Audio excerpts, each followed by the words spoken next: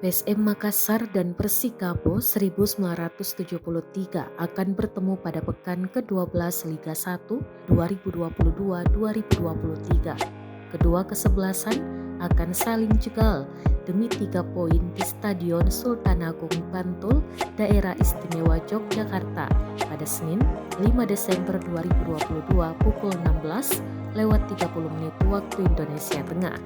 PSM butuh 3 poin untuk mengambil alih puncak klasemen dari Borneo Samarinda FC. Tim Arfan CS saat ini bertengger di peringkat 3 dengan 22 poin. Sedangkan Persikabo 1973 berada di peringkat 7 klasemen dengan 19 poin. 3 poin akan membuat Manahati Lestuzen CS masuk jajaran 5 besar klasemen.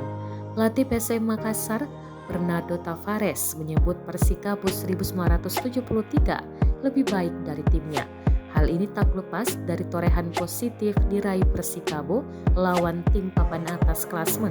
Skuad Laskar Pajajaran berhasil menaklukkan Borneo Samarinda FC dengan skor 3-2 pada pekan ke-8 Liga 1 2022-2023. Lalu menaklukkan Bali United di markasnya di Stadion Iwayan Dipta Gianyar Bali dengan skor 1-2 di pekan ke-11 Liga 1. Di sisi lain, PSM hanya mampu bermain imbang 1-1 di pertandingan terakhir lawan Persis Solo.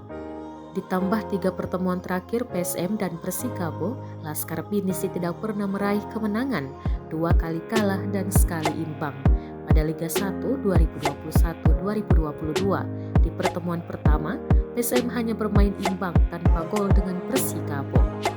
Saat ini saya kira Persikabo 1973 adalah tim yang lebih baik dari PSM, sebut pelatih berkebangsaan Portugal ini saat pre-match press conference PSM versus Persikabo pada Minggu 4 Desember 2022.